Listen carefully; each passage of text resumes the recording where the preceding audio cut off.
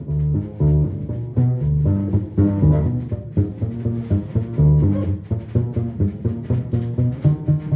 Dmitri Vietze with Rock, Paper, Scissors. We are a music publicity firm that focuses on global music. We're based in the rural capital of world music, Bloomington, Indiana. So today we've got focus on how to enable or how to build a fan base and then how to monetize it as well. And we've got that's what our first panel is going to be on, and it'll be directed a lot towards how musicians can do that. But there's no reason why we can't expand that to how presenting organizations, concert programmers, and promoters and agencies can do that as well. Okay, cool. I think we should just jump in. We got our panelists ready to roll and so forth. And I think I'll sit down with them. Can you hear me on this mic? Microphone. So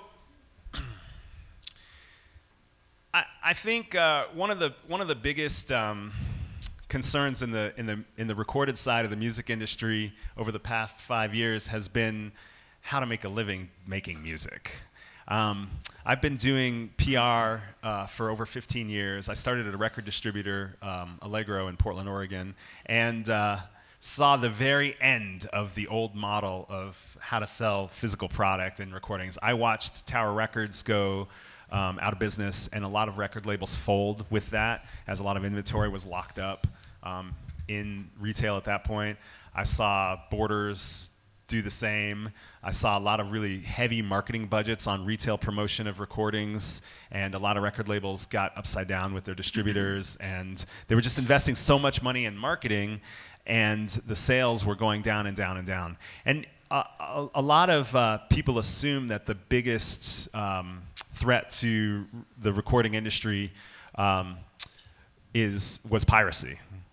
And I've always said that the biggest threat to the sales of the recording industry is that the means of production are the hands of the masses. So all of a sudden you have this huge saturation of the marketplace with all kinds of music and all levels of quality and very little curation, and the world wasn't prepared for it. There was just all this music that was suddenly available, and it just increased and increased and increased.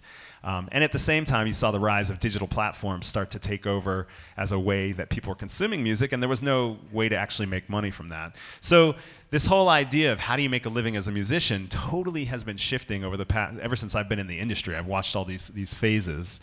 And so I thought it would be cool to have a discussion specifically with some of the technology tools that have emerged, and some of which have thrived and grown, and some are newer than others, that have helped content creators and musicians figure out how to attract fans, network fans, and then monetize, turn that into action, into a way that can support your career as well. And again, my thinking around this was a lot oriented towards musicians, just because this first pre-conference day is very oriented towards people that are already in New York. People don't necessarily travel as early for APAP because APAP's such a big event. But I think we can also make sure, and presenters who are with us in the room, to make sure to push the conversation. Also talk about how do you build a fan base for your presenting organization, and how to use digital platforms and email and things like that for that as well. So we'll try to serve both target conversations. So here with me on the panel, I've got Scott Englund, who's the Director of Client Success at FanBridge. FanBridge is a platform that started out as a way to manage email lists and email sending to your fan lists. They're very strong in the music field. They've moved into other industries as well, but still very strong in music. And they've built additional services besides just email marketing and management to your fan list, which Scott can talk about. We've also got Garrett Grohman from Indiegogo. He's the music community manager. A lot of technology companies have this idea of a community manager, which is not exactly a sales position. It's a little bit of an evangelist position usually, and helping to network people and help with some client services, but also just build the enthusiasm and energy within that community. I'm assuming that's sort of what your role is there. Really great description. Cool, cool. They sound really important. Awesome. And Benji Rogers is, among all the other things he stood up and down for, is the founder and CEO of PledgeMusic, which is a direct-to-fan platform that he can tell you more about when we get into it, but it helps you acquire and manage fans and bring them along for the ride with your various content that you create, not only recordings but videos and live music and other types of experiences. So it's a pretty neutral platform with a lot of different content you can share with fans. Did I get that right? Yeah. Cool. Awesome. We want to make sure to speak into the mics because we're recording and also so everybody can hear. If you can't hear at any point, just sort of give that gesture, and I've got a small whip that I can crack down here as well. So it's a big whip. It's massive. So, Scott, I think and this is a very free-flowing conversation, and let's let each of our panelists get a little bit into it, and then as we have questions, we can totally jump into them very organically with audience participation and stuff too. So, so Scott, I want to start with you just because email's probably been, of the 3 types of platforms you guys operate, email's been around the longest. It's got a lot of staying power, and FanBridge has been, you know, a good anchor platform for that as well. Could you just talk a little bit about like what are some of the basic things to know about using email for building a fan base and then enabling your fan base to engage with you as a musician? So, can you hear me? Yeah. Yes? Perfect. So the way that we see email as being important is because you'll always have email addresses, and no matter what happens to Facebook or Twitter or whatever other social network or whatever platform you use, you'll always be able to keep your email addresses and do something with that. So if you can use your think way back machine and remember MySpace when everyone was, you weren't anyone if you didn't have a ton of MySpace fans.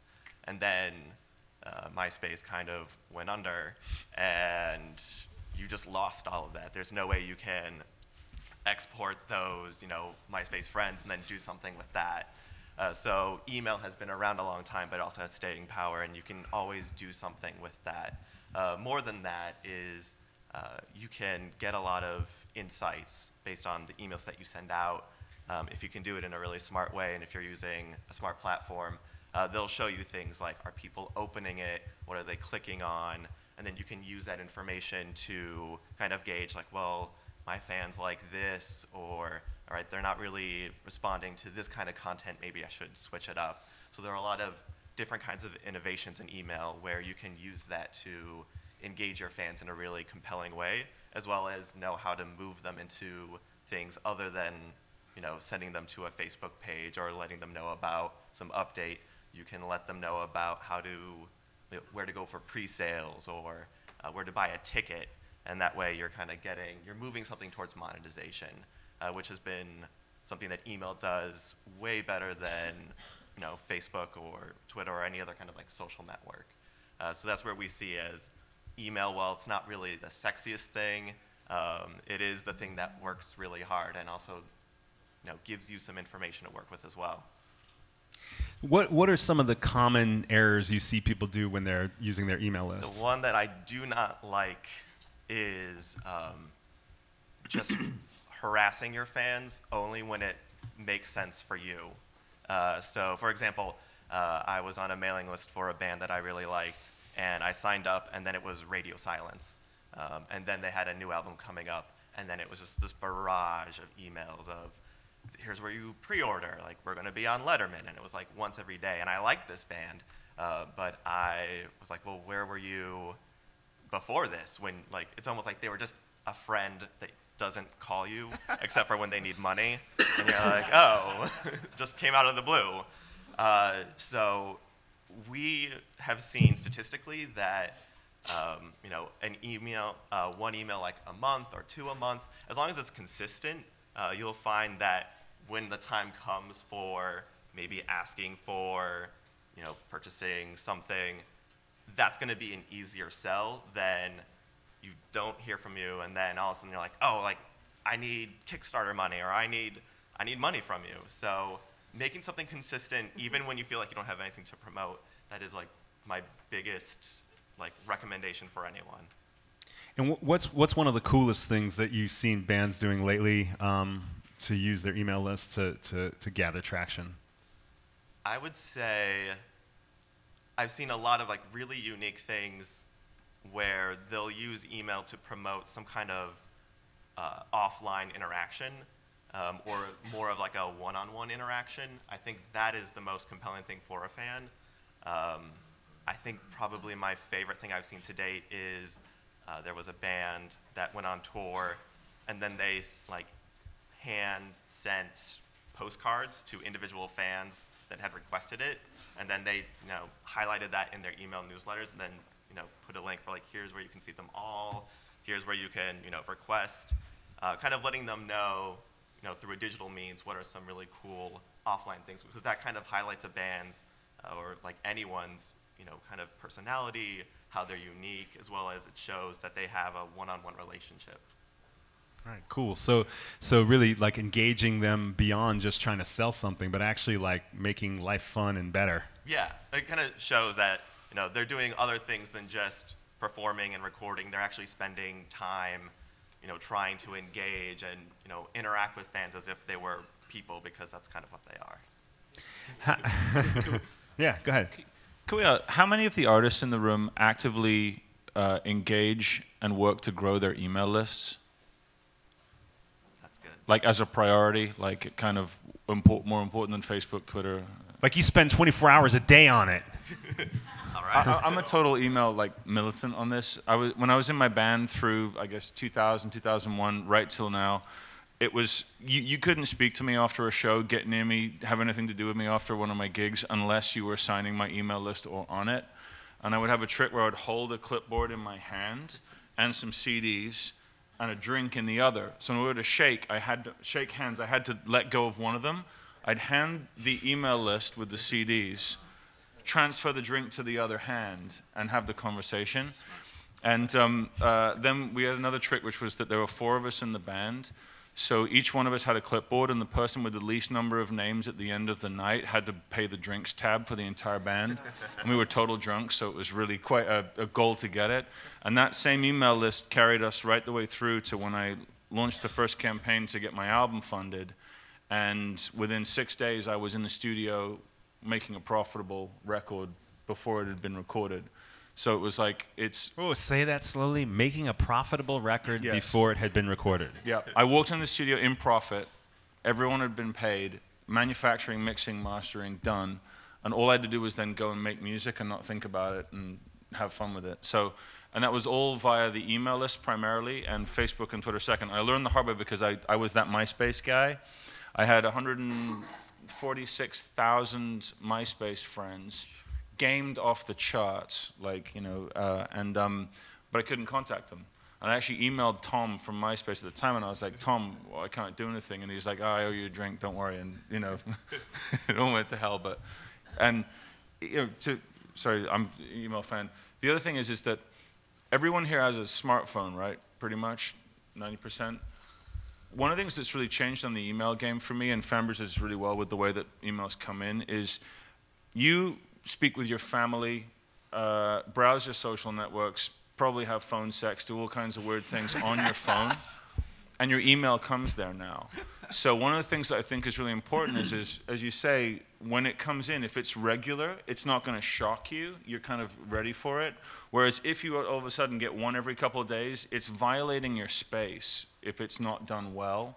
And so that there's definitely an art form to like know that when you're sending it, it's going into the inbox, into the phone, somewhere there. So you want to have links that can link out into mobile stuff, not just like, and FanBridge doing a phenomenal job, so I've used them.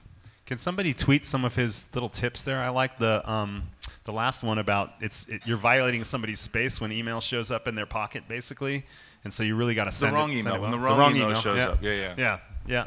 And the clipboard trick with the drink, that's a good one, right? It's not copyrighted. Take it, please. There was another one that you had right after the clipboard one. What was it? Oh, it was the band members. Full members of the band. Yeah, pay for drinks if they don't collect as many emails as everyone else.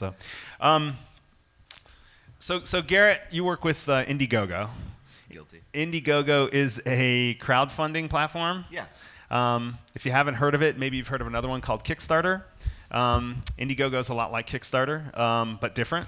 I've used Indiegogo more than Kickstarter because it gives me more freedom than Kickstarter. For example, I think Indiegogo is better with international fee collection or international projects or something like that. Also, it's there's a little more flexibility on how you set up the terms of the campaign. For example, you don't have to meet your goal necessarily, which is a different sort of thing, which there's arguments on both sides of the coin on that one. And also, there's some other stuff about payment that I think was just easier on Indiegogo. So I was just like, well, it worked.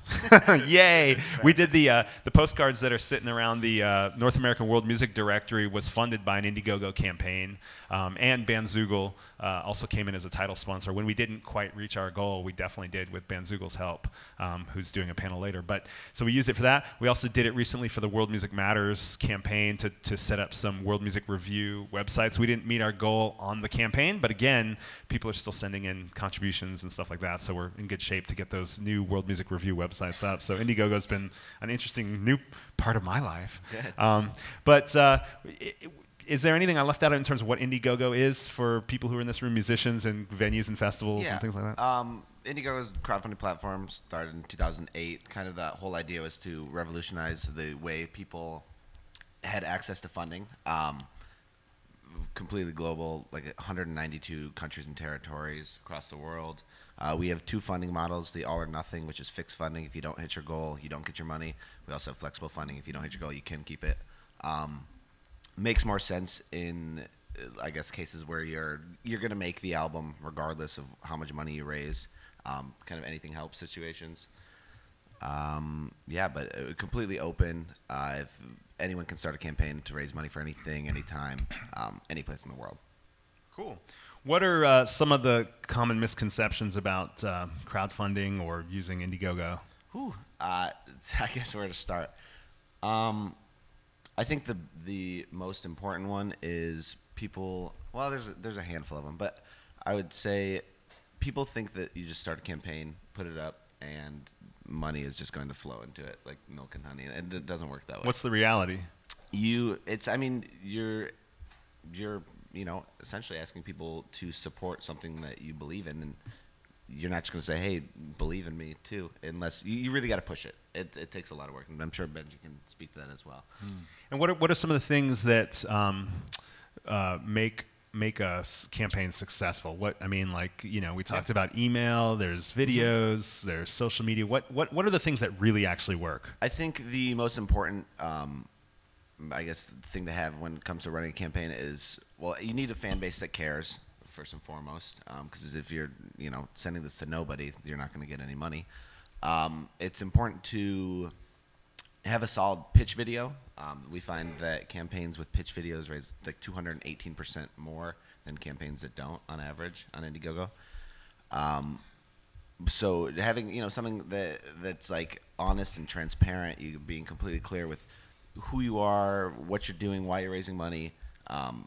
It's a great way to connect with your fans and, like I said, engage them and get them involved with something that you're really passionate about. It's a good way to, I guess, rally the troops.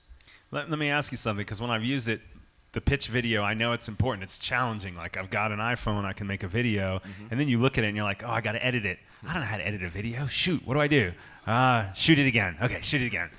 Oh, man, my shirt was untucked. I got to redo the whole thing. I cleared my throat in that place too many times. I got to reshoot.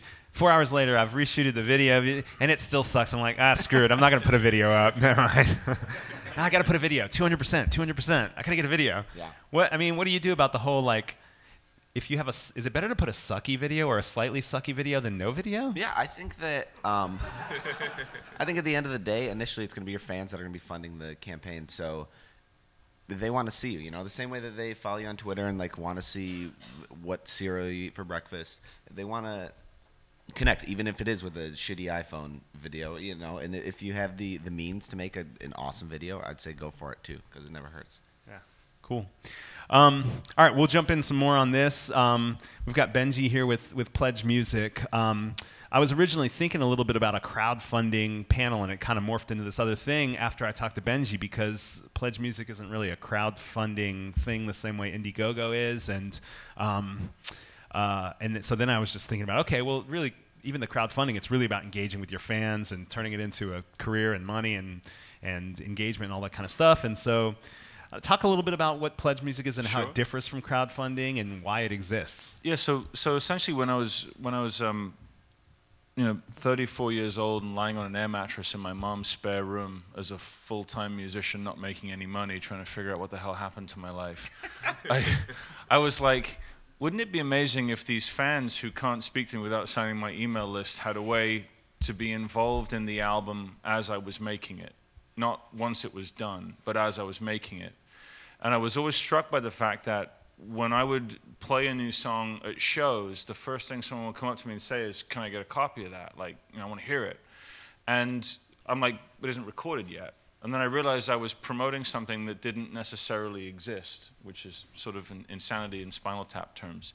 And so I'm lying in bed, and I was just suddenly like, I'd done work with in the Middle East with refugees, and I was very much in a charitable mindset at that point. And so I had this concept of artist, fans, charities.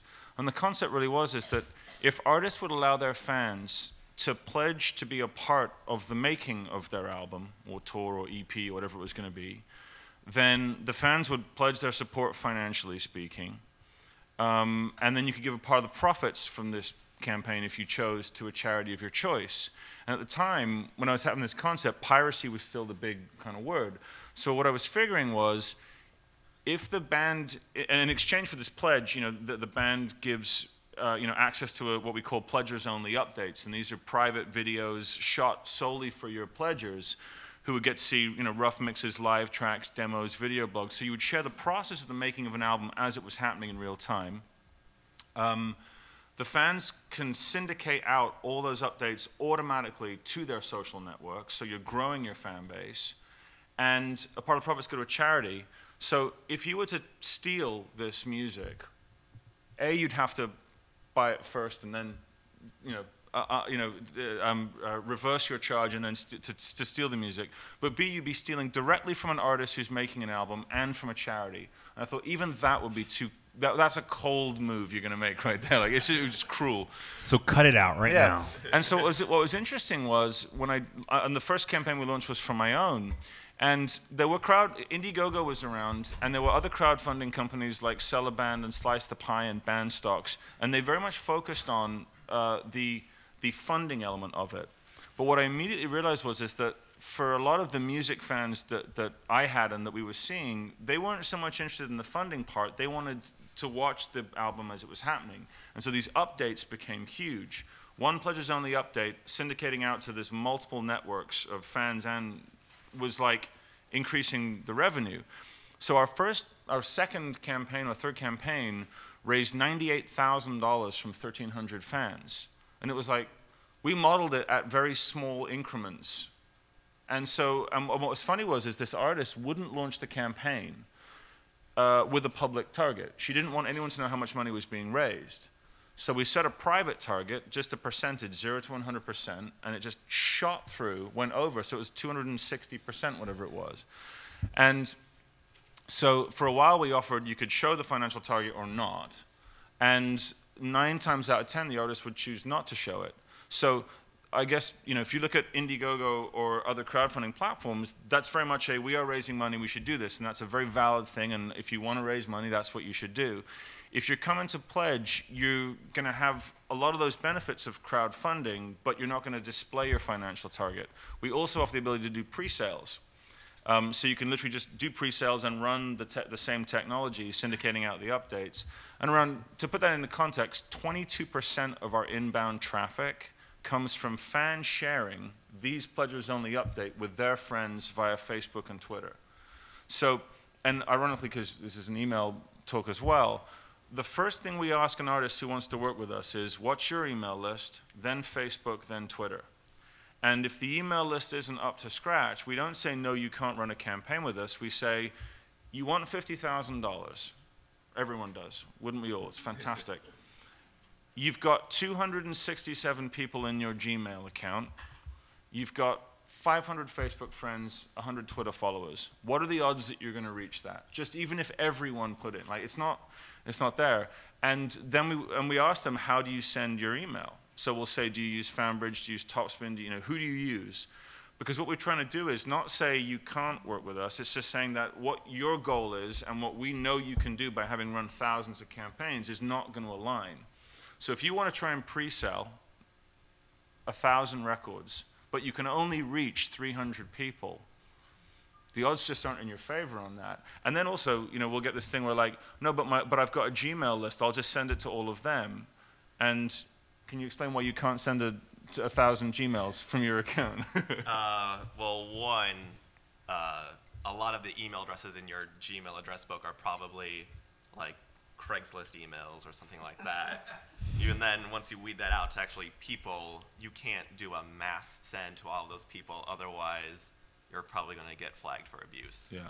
And so what it was I didn't want to, the other thing was that with crowdfunding in general, like I'm a big fan of it for all kinds of things, but what we wanted to build at Pledge was a music-specific site that would offer that crowdfunding piece, but with the anonymity of not having to display financials, and also a way to pre-sell records. But the tying experience is, you're saying to your fans, pledge here to be a part of the making of my album.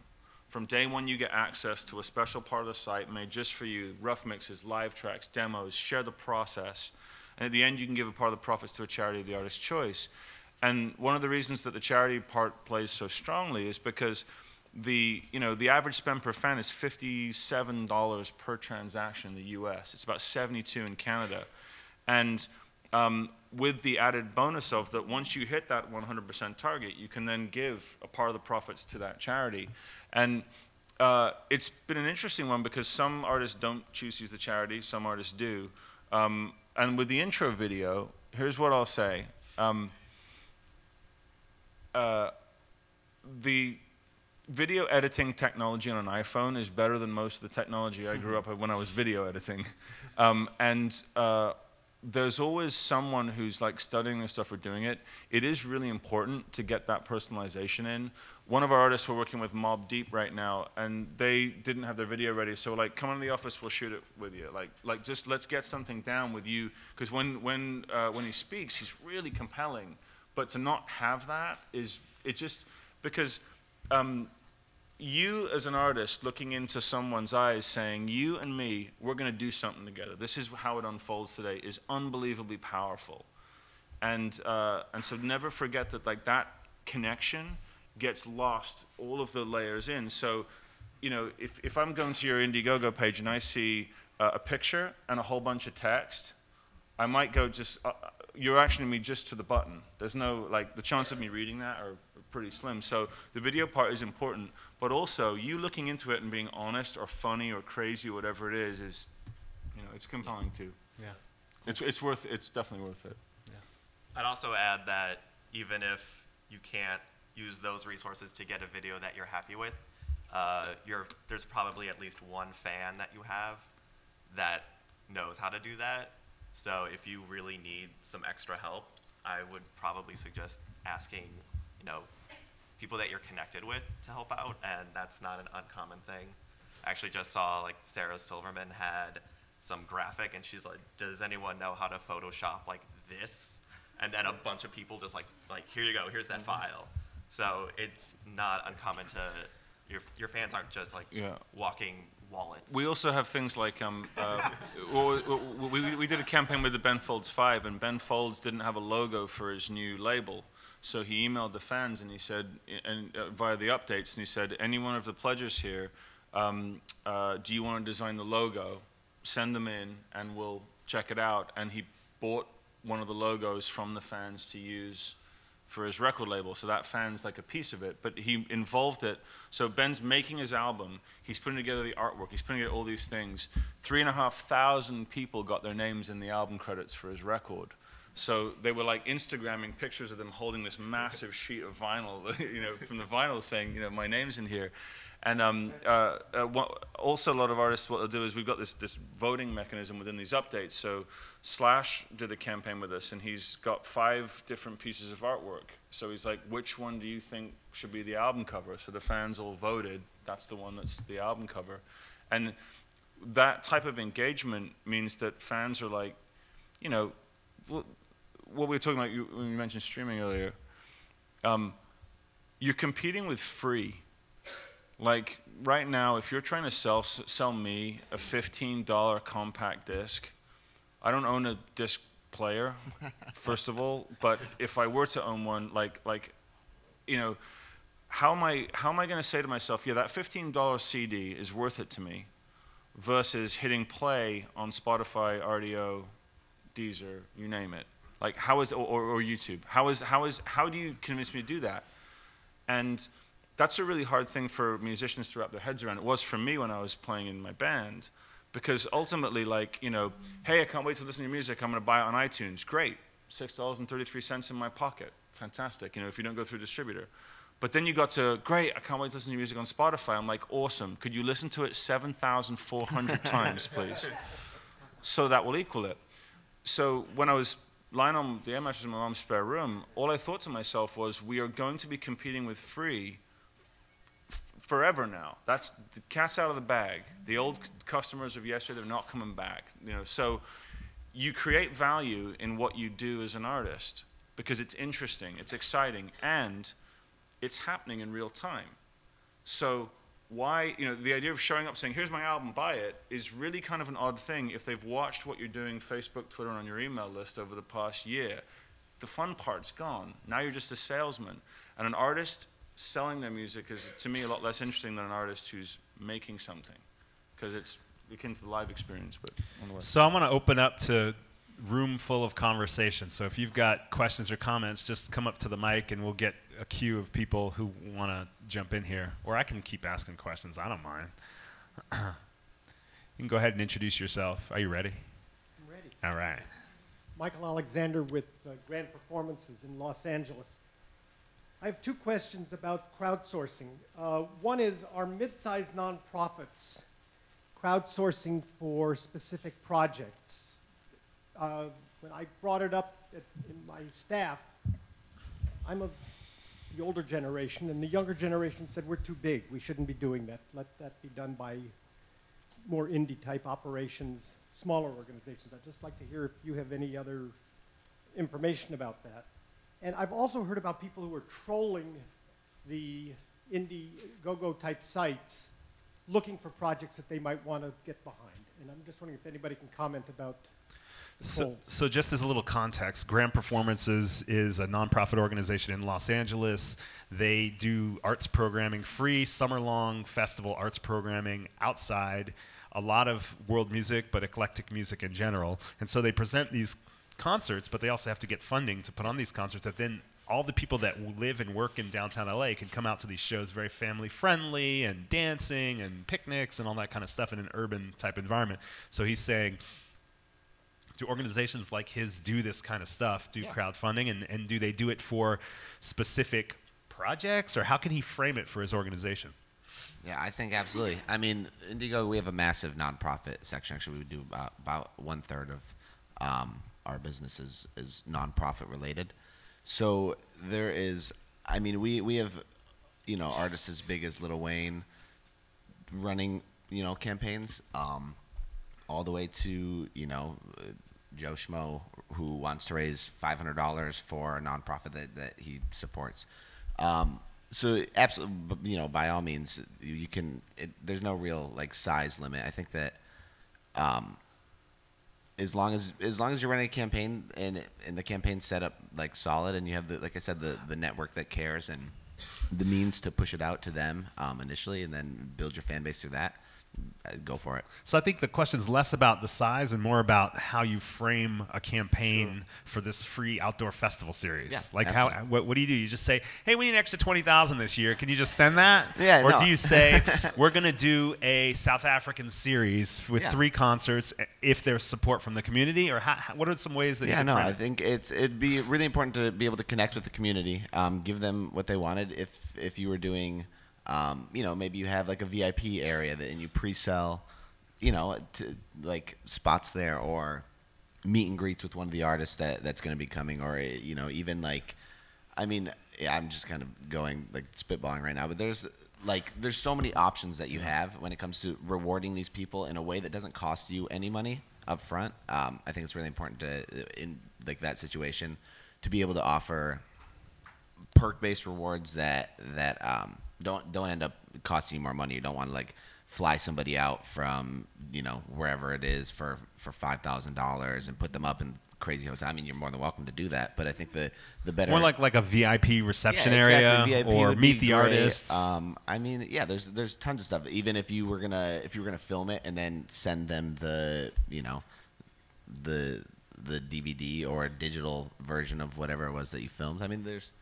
Well, yeah, we've done a ton of campaigns similar to this, and I'll happily connect you with my LA team, and you can chat with them, and they can build you a proposal. But what it really looks like is, what's going to be more exciting for me as someone participating in this, to send you a check and then show up at the event, or to watch as the event is being created? Because what goes into that might seem like work to you and the kind of usual stuff, but as you confirm a band, letting those pledgers know, hey, we've confirmed someone here. Hey, this is what's going to happen. One festival that I know, they did, they were building like a kind of, sounds outlandish, but they were like, every person who pre-ordered a ticket to the venue in the first like 1,000 had their name written on a brick that was built into this kind of sculpture in the middle. It was like the founding sculpture's kind of home base that they had. What that meant was when they got there, they got to see their name in the brick, and it was just written on it. It wasn't a big deal, but they were like a founder of this festival, if you want to call it that. And so they had ownership in telling their friends, come there for this unveiling ceremony of this wall of my participation. Then there was like a founders of the thing reception, and they had a VIP area, and they also got private concerts, and they could come to sound checks. They could see all this stuff around it.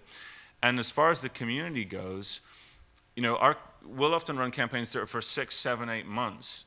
And so you've got time to reawaken and reinvigorate them. And then when you're running one of these events, then you do another one. You start the next campaign at that moment and run it through till the next one. They can go in a beautiful cycle.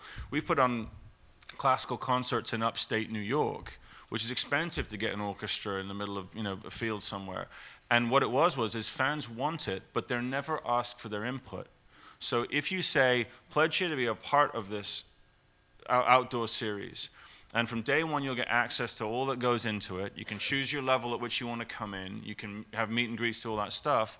And at the end of it, that means people can participate from all over the world too. They're not necessarily going to be at that event at that time, and you can give them recordings from the show and all that kind of stuff. So, what we do all day long is brainstorm ideas and, write your proposal and say, this is 20 things we think would work, and then it's up to you to choose. As far as the trolling of other sites looking for stuff, the cross-pollination among campaigns is pretty awesome. Like, we're seeing now, like, when we launch a decent high-profile campaign on the site, between 30 and 40% of their pledges come from our existing user base. So there's a lot of people who come to look for music. I mean, that's why they're there. And so it's not going to make or break the campaign if it's not compelling. But you talking about why you do it and what the nonprofit is able to achieve in that visibility, again, that passion will ignite people to more than, you don't want them to just send a check and then that's it. You want them to send the check and share. You want them to pledge and be a part of. And that way it'll grow into something more interesting. So, as Dmitri was defining us, our demographics are all over the place because of the nature of the eclectic programming that we do. I'm looking at 4 fellows who could all be my son's age. And so some I'm of turning our 40 soon. I just turned 25. So. I'm on Medicare. Jeez. That's funny. What I'm wondering is a little bit of what you know about the demographics of the participants in these crowdsourcing, because there are certain projects that may appeal one to non-white audiences, specifically of a certain generation, and I'm wondering if they're participating in the same ways as 35 and unders are participating. So are non-whites participating the same way as 35 and unders? Or you mean I'm just... being pitched a opera about Harriet Tubman.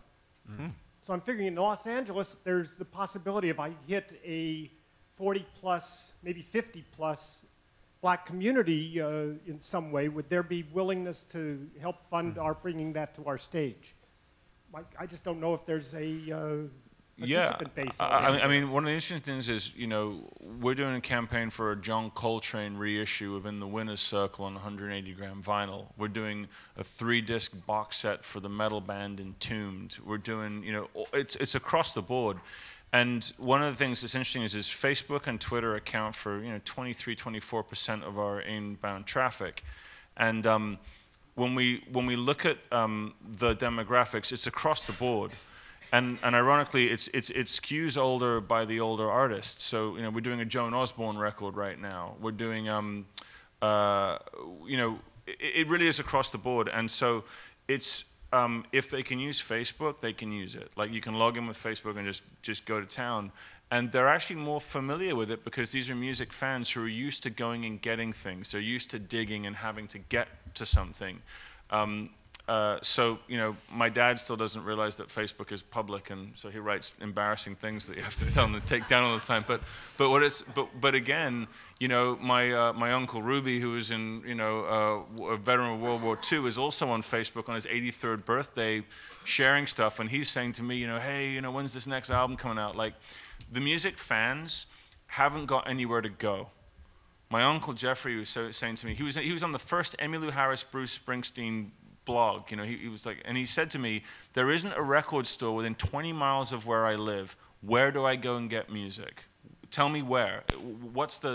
They're lost, and they're on Facebook searching to reconnect with the past. So the social network in that level does help. It's not ubiquitous. And then also, I'm sure you've got an email list. Do you connect with people? So yeah, and what you say to them is we want to do this. We want to make it better than ever. Share with those that you know. And you're not just sharing one time, you're sharing multiple things over an extended period. So it's very doable. You know, this is kind of an interesting conversation because this is a world music event that crosses cultures, and I think it's unique to have this type of conversation about digital platforms with the type of people who are working in these diverse communities. So I think the question you have is a totally legitimate question. I'm not sure we're necessarily going to have the specific answer of, are there certain ethnic or cultural specific communities that engage more or less on different digital platforms. If you look at technology platforms across the board, there are different levels of engagement for different cultural groups, some of which can't really be explained. And I'm not prepared to like make any scientific statements about any of that kind of stuff, but I have read some reports from various research about different cultural groups being more engaged with Twitter versus Facebook and things like that. It's probably true with different crowdfunding or direct-to-fan monetization platforms too. I don't know what it is. There's probably not a whole lot of research on it as deep as that as well. I think the bigger issue is really about what your existing engagement is with a cultural community or a set of cultural communities, and about whether they're in conversation with you, and then you'll already know which platforms that they engage in. Like to work with a cultural community to say, we want to do more programming for you, with you, partnering with you, what's of interest, and then once we say, come to a conclusion about what meets our artistic aesthetic along with your interests from a cultural perspective, how can we work together to identify what platform will help us get there?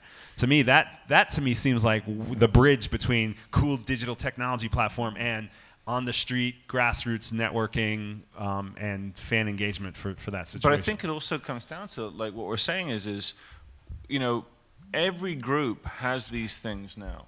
Across the board, whether it's Android, whether it's iPhone, whatever it is, they have that ability. They're connecting. Facebook's what, 1.2 billion people now? Like, you know, it's hard to miss in certain levels people who wouldn't have a Facebook account. My wife committed Facebook suicide, and she doesn't know what the hell's going on in the world anymore. She's, you know, and she wants it that way. But then she's on Instagram.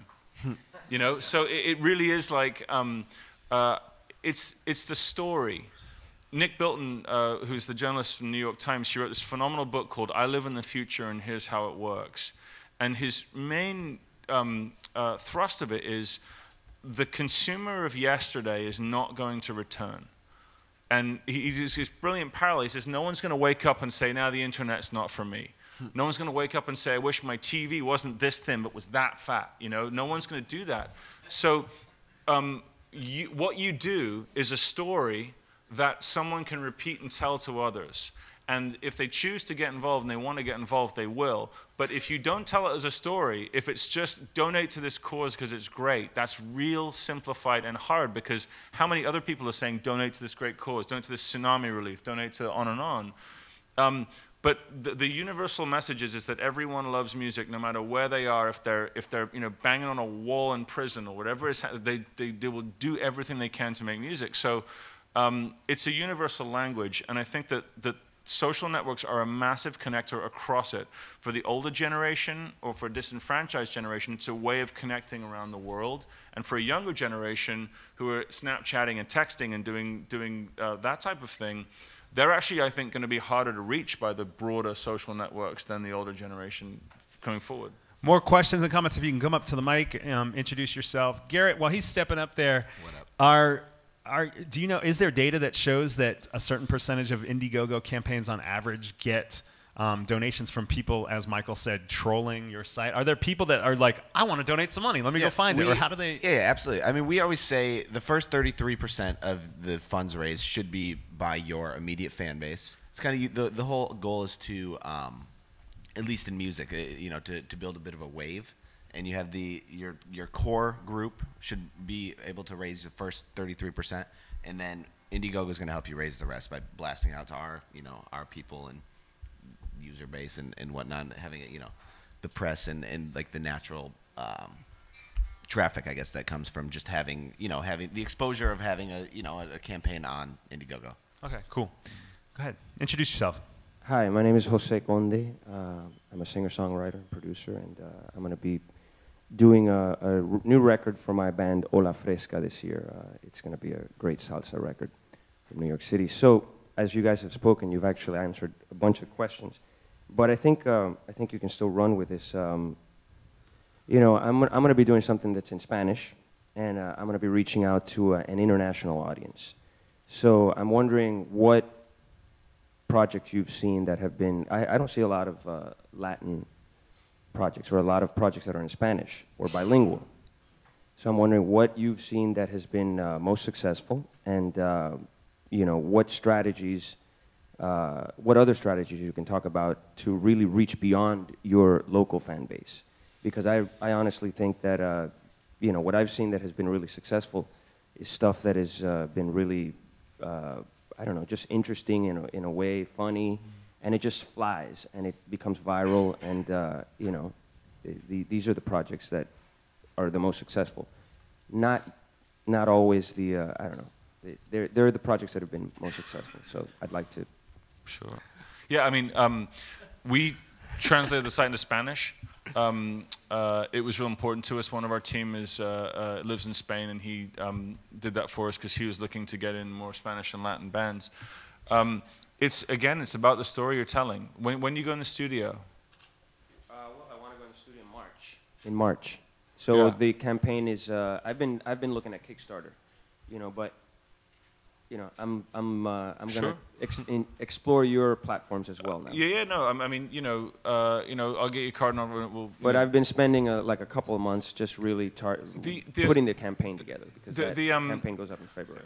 Yeah, I mean, ultimately, you know, when you play out to a fan base, when you play out, where are you from? I live in New York, Cuban from Miami. So Okay, it's complicated. So well, when you play a show, how many people show up roughly? It depends. I mean, I've sold out Joe's Pub for 100, you know, and sometimes I do, you know, a lot of festivals that are a lot more people. But So I think basically what it is it's assessing, you know, what it is that you financially need to make it happen. And it's assessing how many of those, like, my favorite thing to say is if you were to email, Facebook, and tweet to everyone you could get in touch with tomorrow, how many people would that roughly be? 3,000, 4,000. Yeah. So then what you want to do is assume maybe 10 to 20% of those are going to get involved early on. And how are you going to do that? So you want to start thinking now, like, what is the time that I want to launch this thing? How long do I want it to run for? And you want to say to yourself, do I want to fund it, or do I want to involve my fans in the making of it? And, you know, technology-wise, they will share the story if you tell a good story. That's really kind of how it goes. I want to try to pull out some little data. You just said, all right, if he has an email list of 3,000, like an engaged, cleaned up email list of 3,000, you could expect about 10% of those to actually pledge some. If the campaign's good and the story's good, one of our most successful artists has a 11,000 person email list, about 12,000 on his socials, well, maybe 24,000 across Facebook and Twitter, but there's overlap in all three of those. And he's done $750,000 across 3 albums. So in pre-sales, before it goes to retail. So he tells stories, though. He's a master at it. I mean, he's, you know, every video he does is kind of like involving his fans. He spends all of his time talking to those fans. It's a huge piece of it. There's no hard and fast number, because if you say you can reach 3,000 people, you can't reach all the Facebook fans unless you pay to boost it to them all. And then you would have to pay to boost it to all the Twitter fans. Your email list, you could reach them all, but you're probably going to see 14, 20% open rate on a, if hopefully it's 20. Yeah, hopefully 20, but yeah. It can go down.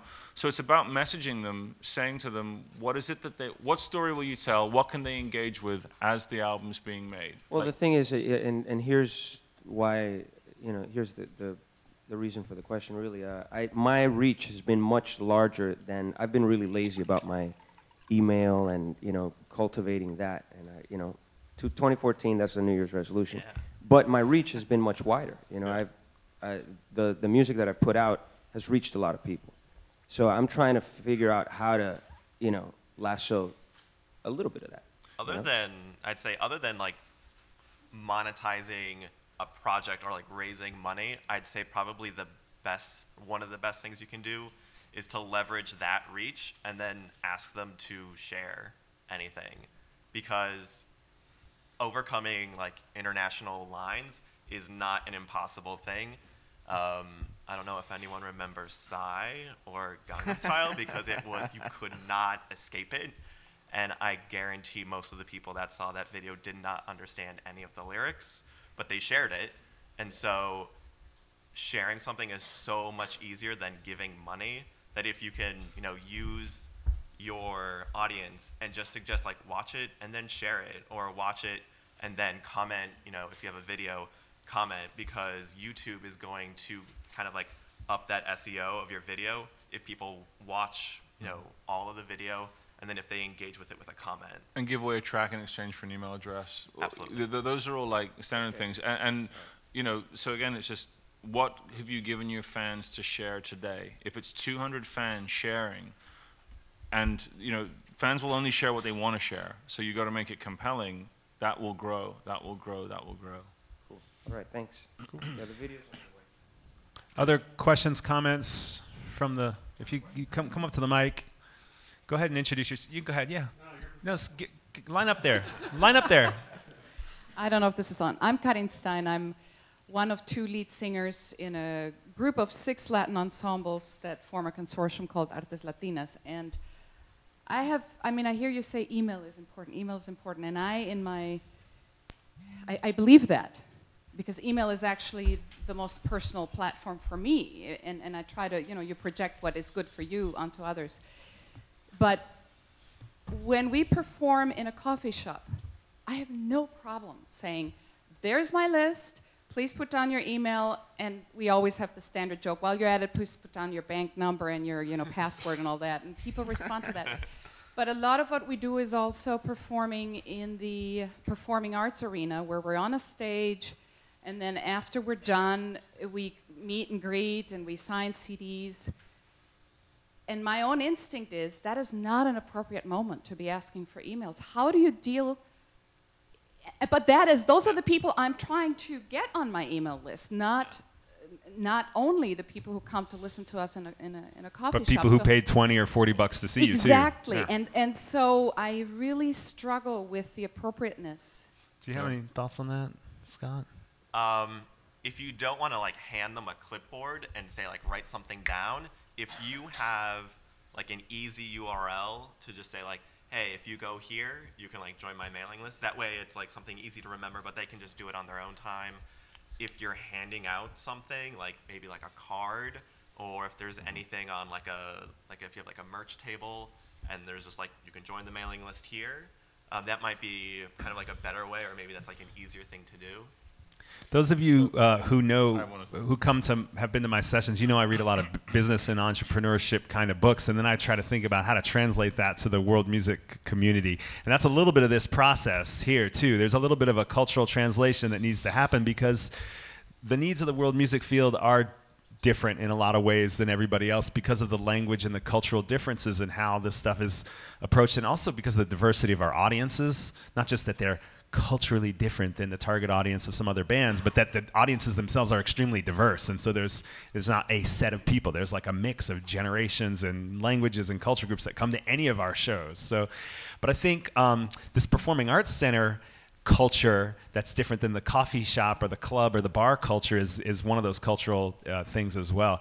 This book that I'm reading right now is called Utility. It's Y-O-U Utility, not just regular utility, by Jay Baer. And it's not about the music industry, but he talks about how companies can become a utility for their potential customer base. And I was thinking about, well, how do you translate that to the music sphere? Because music, people don't usually engage in music out of utility. They do it out of pleasure or emotional connection or entertainment or identity. And I think in the case of music, the utility is thinking of it in those terms. And I think the simplest way to get people to want to engage enough to give you an email address is to give them something. And so you have this very common practice in the music industry where it's where you can download a track in exchange for an email address. And there's a whole bunch of digital platforms where you can add a widget onto your website or use an existing platform where it basically says, get a track for this email address. And so that's one option is from stage you say, we have a new album, and if you'd like an MP3 of it, just go to our website and sign up. We'd love to share it with you. And then you get their email address, they get a track, they feel like they've gotten something, and there's probably more elaborate versions of that as well. So can I ask a couple more things with I was regard going to to give email? you just one bullet point, quick one. So Ben Folds 5, when we worked with him, didn't have an email list because it was owned by his label. And never let that happen, by the way, please. So he was playing Bonnaroo, and Bonnaroo is like a massive festival. So he said, I want you to set up an email address, which is imadamvp@benfolds.com. And so he said, everyone get out your phones. So they all got out their phones. He said, email imadamvp@benfolds.com. I'm a damn vice president is what it meant, at benfolds.com. And he said, and I will instantly send you a track from there. So we basically did an auto-respond back with a URL to download the track, pre-order the album all in one go. And he got, I think, 4,500 email addresses in that one moment right there and then. And then it was, you have to, there's all kinds of email compliance rules to go through, and that's a whole other thing which you'll solve. But the point being was, that was actually an Amanda Palmer trick that she would do. And she was telling me that, yeah, Ben stole that off me and on and on. But what it is think of it from the fan's perspective. I might be frustrated because I won't know where you're playing next. And if you don't give me a way to do that, you're doing a disservice to me as a fan. I don't have to, it's optional. Yeah. But if you don't say, if it just say email bandname@bandname.com and we'll send you a track. And all you do is set an autoresponder that goes back with a link to download the song. And then in that you can say, would you like to be on the email list? It's that entry point, because South by Southwest is my favorite. It's the highest spending music consumers on earth go to South by Southwest. The average music attendee at South by Southwest spends $2,000 per year on music, right? So the average ambivalent consumer is $68 a year. So put it in the perspective. And not one artist that I have ever seen at South by Southwest has given me the ability to get on their email list. Not one in the 5 years I've been going there. And it's a crime. Because if I'm at your show engaging with you and you don't give me a way to do that, it's not my fault. So the next question relates to that. The fans want to engage, but are they not also afraid that the minute I have their email, I'm going to start sending them what I shouldn't be sending them. Isn't that also a concern on their minds? Yeah. And how do I give them the trust? Do I specify I will only contact you if I'm in your area, or may I send you an email 3 times a year? What is it? Where are the limits, and how do I inspire trust? Because it is also an issue of trust. It's a fine line that you walk. I mean, when I was performing, I would make a joke about it. I would be like, if you sign my email list tonight, I will email you every 5 minutes, or I will, I would make a joke of it, and I would also like do in exchange for a track and whatnot. But ultimately, what it would be is my first email to them would be, these will come once a month on a Friday, on a Thursday at 11 a.m. Okay, if you want so they know what they're getting into. Yeah, I will only send you if I'm in your area or if it's about a release. You can be real specific about it. But you're in a moment where, like, have you seen at gigs where fans will reach on the stage and steal the set lists? They want what's there. Well, and if you're that kind of artist, some of us. Someone at a coffee shop stole my sweaty T-shirt one night. It was a plain T-shirt, covered. It was disgusting, and I was like, "What happened?" And he's like, "Some girl just walked out with it." Were you wearing it at the time? Should we bring No, extra I'd taken it T-shirts off. and I casual? changed it because it was so gross. And I'm like, "What is it?" And she's stolen the set list and my guitar picks. Like, there's something, again, magic happens when, I don't know, yeah. That happened to me at this pre-conference last year. Totally. Same exact thing. All right, I'm going to leave, but I'd like, with one more question that maybe a presenter or somebody from the other side can answer at some point. Is it okay? Would you even open an email that you can see has also been sent to 500 other people or not? I'd like to know an answer. Well, you mean like where you can see the email addresses? No. Of course, you blind copy them, but it's not addressed to "Hello, Joe." It's a pretty how's designed the weather in HTML Dallas? email. And then you go on. Yeah, you can. Are you tell. talking about one that looks like, "Hi, Dmitri, how are you?" versus one that's like a photo at the top with lots of HTML? Well, for example, Get I his want card. people to know about our showcases. Get his card. Yeah. How do I do this? Do I send individualized emails, or do I? So what will you open? What will you not open? I'll give you a quick answer from a publicist's perspective that pitches a lot of very busy and very critical critics. We alternate. Sometimes we send pretty emails, sometimes we send personal emails. The alternation is great depending on the style of the journalist or the mood of the journalist, or whether you hit the mark with your personal email and whether you hit the mark with your design email. So you try different things and see what works. We got another one. If you could introduce yourself, please. Remember Barack Obama's most successful email ever? In his campaign, the most successful subject line of any Barack Obama campaign email just was the subject, "Hello," from Barack Obama. Hello. Yeah. It was the biggest, most engaged with email that of the billions that they sent. So if you're Barack Obama, try that. Yeah. I'm Annie Cordero. I'm a Latin and world musician. I play drums and guitar, and I just completed my new project, which is songs from the 1930s to the 1970s from all over Latin America, with a focus on protest and love songs of the Nueva Canción era. And I funded it with Kickstarter, and I'm now in the phase where I'm working on the rollout plan of the music videos and the music and all of those things. So as far as engaging with the fans and letting them participate, I also suffer from being a really private person. It's not my natural tendency to tell all my business or what I had for breakfast or all the things like that, but I force myself to do it because I know that's the times that we're in. It's a lot easier for me to talk about social movements that are important to me or somebody else's songs that I really like. Those things I can do. But as far as the rollout plan, the publicist wants you to hold back, say, the videos, because they want to pitch it for first listens or first plays on a variety of networks and things like that. So do I sabotage those opportunities by giving a preview to my supporters? Or Do you know what I mean? Yeah, yeah. Like, You know, I think one of the biggest challenges, and since I'm a publicist, I know what you're talking about. We're always telling bands, don't post it on YouTube. Wait, stop. We can get you like an engaged audience from a particular media outlet if you let us launch it as an exclusive with them and then post it publicly on YouTube afterwards. So it's a sequence of things. It's not about not getting it out there. It's about a sequence. And so sometimes you do have to hold material back to follow a certain sequence that might get you more leverage than if you just put it out there and hope for the best. But the bigger issue is world music artists don't have enough content to share with their fan bases and with the public. We are not making enough content compared to indie rock artists, electronic, hip hop, and pop artists. can you define content? Videos. We did one video for an album. Hello, make a video for every song. Make a video for every social movement you want to talk about. Make a video for a description of another musician's song and why you were moved by it and so forth. Then you don't have to hold anything back. We're not creating enough content for the pace at which the world is operating. This is a cultural disconnect between the world music community and what's happening on the internet. And so we've invested so much time and energy and resources into the video when everybody else is producing 20, 30 videos for an album. So part of the problem is the preciousness that we put on the video. That one, definitely hold it back. Work with your publicist to get it placed well. I have 3.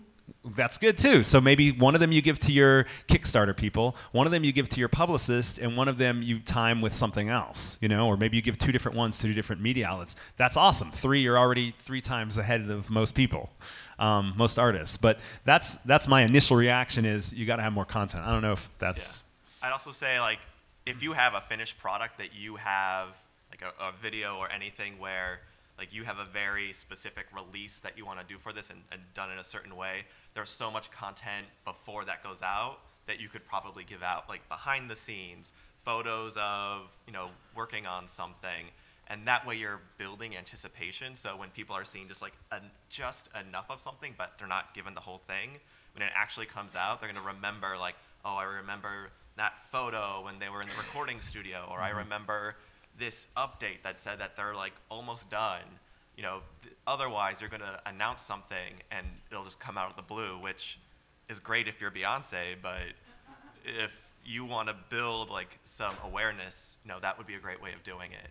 You know, another idea is to password protect the video, give it to your Kickstarter funders 2 days before the date that the publicist is going to place it with a media outlet, and tell them you're getting this even before anyone else. We're going to have an amazing exclusive we're going to announce in 2 days, but you can log in and see it first, and in 2 days we're going to hit you again and ask you to share it as widely as possible. And then share with the fans the media outlet's website address to see the video and to share it on their social platforms. Part of the reason that we altered the business model of Pledge was because we got into this all the time, whereby we would be working with the artists, they'd run a 30 or 60-day campaign, and then all of a sudden they get signed and the record's coming out a year later and they can't do anything with it. So we extended the pre-orders right the way through that period. But I know that what a lot of our publicists will get in touch with is saying, listen, when can we deliver the record to the pledgers versus when can we do this? And the pledgers, or backers in Kickstarter case, are a real unique, different type. They're not the ones that are going to share this. So what we will often advise is release it 1 track at a time leading up to the entire thing. Or release the video in the private section. I think Kickstarter has private updates, but the pledgers only, those private updates. And when we were doing things like when, you know, Conan O'Brien was going to premiere a song from one of the artists, we would drop it to the pledgers like an hour before it was going to hit those. And we would work with the publicity team to say, listen, when is okay to do this, when is it not? And it actually worked really well, because what we would do is we'd say to the pledgers, it's going to go up on this blog at this time, go watch it there. If you give them forewarning of it, they can be the first there, the blog gets more spikes and everyone wins. So it's a complex strategy, but it's workable. And keep your backers informed. Just say, listen, really exciting things are happening. Our publicist has said that we're going to get a premiere here, so I really want you guys to see this, but we also want to wait. So if we give you this password protected one, don't share it. You know, like, this is special for you guys. Like, definitely let them know that. We've got 8 minutes and a couple more people. Do you have a quick follow-up or anything else you wanted to ask? I just wanted to ask also same kind of question about requesting somebody to sign up on your email by giving them a track before the album releases. should I pick a song that's like a B-level song, or you know what I mean, like that's not the single? That's a tough one. I mean, you want to lead with your Best foot forward, best yeah. foot forward. I would just say, go for it. Give them the best thing they heard, because I mean, if you give them a song that you don't really believe No, in. I love all the songs. Clearly, Yeah. you know. If you, I would say again, like you're doing with video, you're making 3 videos. If you identify 3 tracks that are kind of like your best 3 tracks, give one of them to your fans early, or your pledge supporters early. Give one or two of them to a media exclusive. Do one for radio, if ever such a thing exists for this music, or whatever. I would like try the 3 different things and see what gives you the most traction. The next time you at least have some information that, wow, when our fans got a track early, it, you know, we saw a jump in sales or something, or pre-orders, or when we used this media outlet and gave them an exclusive, it didn't really do that much, but this other media outlet did, you know? So it gives you a little bit of data for next time around, but I don't know if there's a... You could also do like an alternate version of a track. That way you're not necessarily giving something away. And then if you do like an alternate version, you can say this isn't like an email list exclusive and you can't get it anywhere else. Well, what was interesting was a lot of artists will give away an unmastered mix, quote unquote, which is basically the mastered one. It'll just say unmastered on it, but it'll be like, you know, so that you feel you're getting that. Others will literally give the iPhone demo that they made going into the rough mix, going into the final mix, going into the master. They'll do all that as well.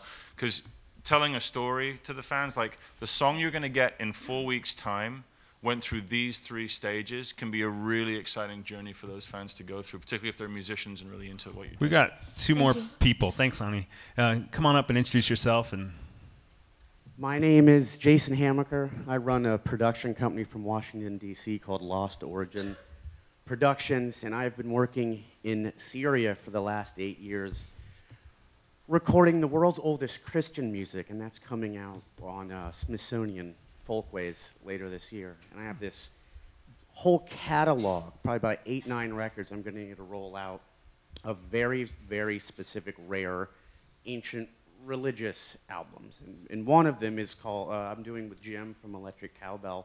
It's going to be on Record Store Day. So my question is, I've got this huge catalog. I'm getting ready to start, because the country is now at, you know, tearing themselves apart. And I want to use these platforms, but I'm not concerned with the financial aspect of it. Like, how can I use what you guys are offering without asking anyone for money? If I don't want money, how can I do that? Does that make sense? Like, what are you wanting, or like what are you trying to... like engaging with everyone.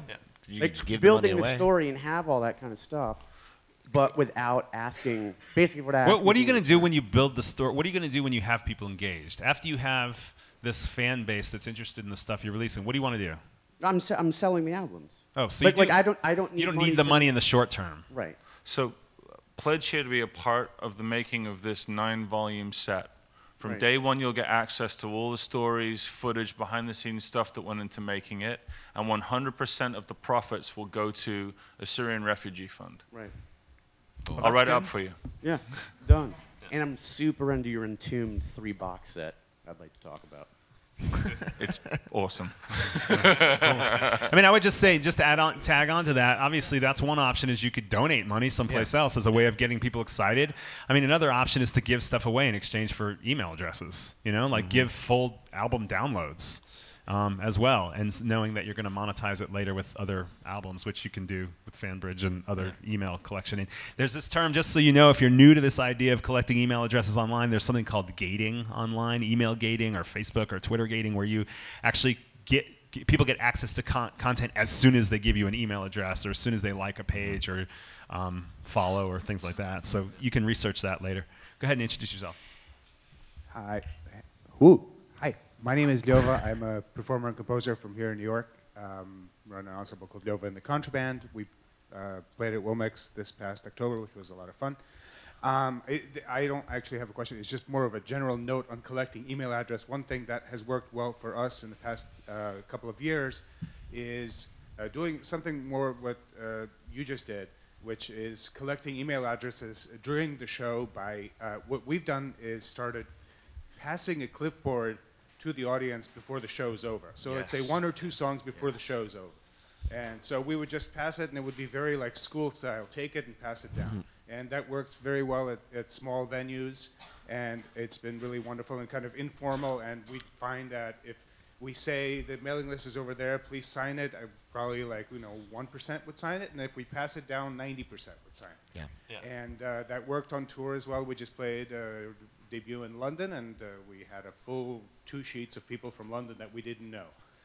The other thing about collecting email addresses is that sometimes you can enter email addresses into Facebook, and then you can add those people on Facebook. And that it is interesting because after you come out of a show, they're just email addresses. When you enter them into a social network, you see how you're connected to those people and how they came out to your show, and then you add them and they're friends of yours. So like Facebook will initiate that you've asked them to like your band page via email. They'll get an email that says you want them to like that, and then if they like it, they're... Well, I mean, I would just add people as a personal friend, and then, I see. And then I would ask them to add the band page. But you can only do as a personal friend up to 5,000 fans on Facebook. I've got right? so many people, man, it's crazy. Yeah, cool. I'm going to create a second version of myself. Just bear in mind, too, that Facebook is going to make it harder and harder to reach those people, so stay with the email. Yeah. So we need to wrap up so that you guys have time for breaks and we can set up the next panel. One quick comment? Following up on that, Facebook pages versus Facebook groups. Pages. Pages. That was easy. Any other quick final things you didn't get to say as our panelists? Any wrap-up things? We don't need to, but if you have anything that's you're dying to say, are we good? Thank you. And a round of applause for our panelists here. Thank you so much, guys, for coming out.